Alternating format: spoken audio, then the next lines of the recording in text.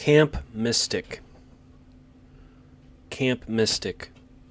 Very sad story. It was an all-girls non-denominational Christian camp in Texas. It was flooded on, I want to say it was July the 7th, 2025. And just this horrible flood came in. Tons of girls died, and it's horrible. And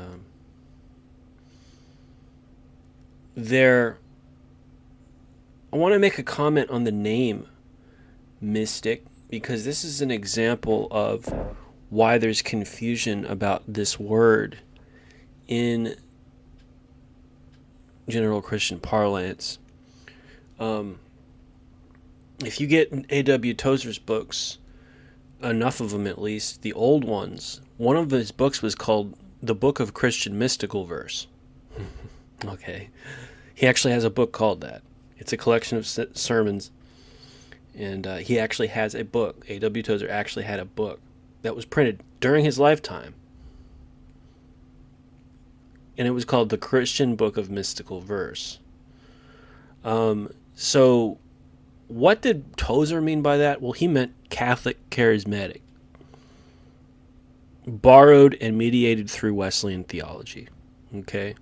So you eat the meat, spit out the bones. You eat the contemplative, still small focus, still small voice. Be still and know that I am God. Focus your mind on Jesus Christ, the author and perfecter of our faith, in order to hear the voice of God, in order to sensitize your spirit to dreams and visions, etc., His presence. And that's what the pursuit of God is about as well. It's hard to follow the pursuit of God, but that's ultimately what it's about. And also about self-denial and humility in the pursuit of God, because you can be like, wow, I really accomplished something. I finally heard God's voice. No. Like, you haven't gotten to heaven yet, so don't get too proud about it, right? That's what the pursuit of God is about. So, Camp Mystic, strangely enough, I was speaking about Christian mysticism just a couple of days ago, and then this event ends up happening. What does the word mystic mean in this case? Well, from what I understand, Camp Mystic was a non-denominational Christian girls' camp where Catholics could come and Bible believers could come. They did not tolerate LGBT. So it was not liberal. They believed in it's what you would call a Wesleyan, very much so a Wesleyan type of a camp. This is what the United Methodist Church was like before it got totally liberal into gay marriage. United Methodist Church used to say, if you're Catholic, you can come to this camp. If you're a Baptist, you can come to this camp. If you're a Methodist, you can come to this camp. But the camps were always kind of more or less taught the kids. I mean, I was a United Methodist camp counselor for a couple of summers. Kind of taught the kids a sort of non-denominational form of Christianity, where as long as you believed in the Bible, okay, you're okay. Okay, so there was a fundamentalism there, but it was non-denominational, or more properly speaking, interdenominational. So an interdenominational fundamentalism is going on. We don't focus on the things that divide, we focus on the things that bring us together. It's what John Wesley meant by Catholic spirit. John Wesley had a sermon called Catholic Spirit. So, and there are conservative Catholics out there. So because of that, because of people like Mel Gibson, we had kids that were like that. They believed in the Bible. Yeah, they had other beliefs, but you would keep those shibboleths and secondary issues to yourself so that you could focus on I hate to refer to C.S. Lewis, so I'm not going to, a common core type Christianity. And so that's why those camps were formed, to put aside religious differences, denominational differences, and just focus on that core Christianity. So yeah, there's a sort of theological reductionism that comes with that.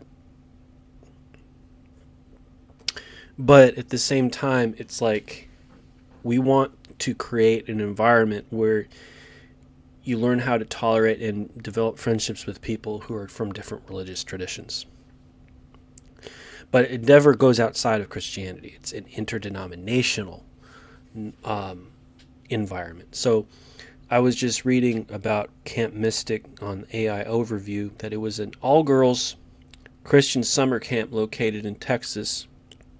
The camp is non-denominational and emphasizes Christian values and spiritual growth for its campers. Based on the information available, Camp Mystic's focus is on providing a Christian-based summer camp experience, and its stance on topics like homosexuality may reflect traditional Christian views. In a past counselor application from 2012, homosexuality was listed alongside topics like drinking and smoking and illegal drugs, with options to avoid, acceptable for others only, or personally acceptable. So these were multiple choice questions on an application. So it had suggested that Camp Mystic was not welcoming to LGBT staff, that they used that as a method of filtering them out. So this was a non-denominational evangelical girls' camp. The word mystic in this sense is sort of the Richard J. Foster type sense, the Wesleyan sense, in where you have Bible-believing Protestants borrowing occasionally ideas from books from Catholic devotional writers from the past, so long as we ignore the secondary issues, to help us understand the Spirit of God better, because Protestants don't understand the Spirit of God very well. And that's where we're getting the word mystic from. That's the sense that it's being used there, the Richard J. Foster sense, the John Wesley sense, which is practically the same. That the Bible is number one, the Protestant Reformation is number two, and sometimes the Catholic saints might make an appearance in some of the words, in some of the quotations, in some of the teachings on self-denial or prayer or experience of the Holy Spirit. But we're never going to veer off into purgatory or Mary or any of that really controversial stuff that would interrupt the non-denominational vibe of the camp.